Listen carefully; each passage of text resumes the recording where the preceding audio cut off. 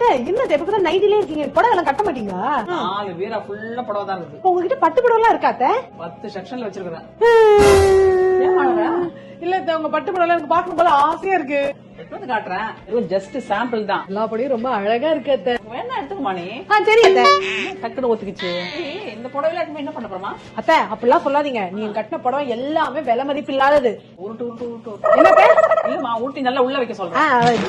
The next day. எதுக்கு நீ காஞ்சிபுரம் கூட்டு வந்திருக்க? கர்ணன் சில்க் சென்டரா? குடு, எங்க போய் உட்காந்து ஓரமா ரீல்ஸ் பாரு. வரேன். இங்கதான் சார் பழைய புடவை கொடுத்தா காசு கொடுப்பாங்க. இதெல்லாம் டோட்டலா கால்குலேட் பண்ணி எவ்வளவு வரும்னு மட்டும் சொல்லுங்களேன். ரெஸ்ட் ரூம் எப்படி போறது? அப்படி போங்க சார்.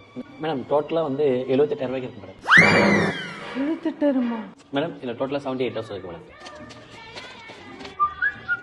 எவ்வளவு நேரம்? காலியா தான் இருக்கு போ. அல்ல நான் போயிட்டு வரேன். என்னண்ணே புடவை எடுத்துட்டாங்களா? எல்லாம் முடிஞ்சிச்சு. Cash madam.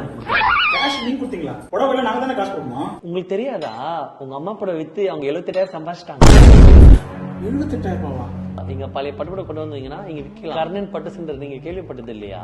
எங்கள்கிட்ட எக்ஸ்சேஞ்ச் ஆஃபர் கூட இருக்கு. 40 கேஷ் கொடுத்துருவோம். சென்னை அண்ட் காஞ்சிபுரம் 2 இடத்துல பிரான்ச்சஸ் இருக்கு. ஒரு ஃபோன் பண்ணா நாங்க வீட்டுக்கு வந்து வாங்கிப்போம். அம்மா உங்ககிட்ட இருந்து தீபா பழைய பட்டுப்படி வாங்கிருக்கா?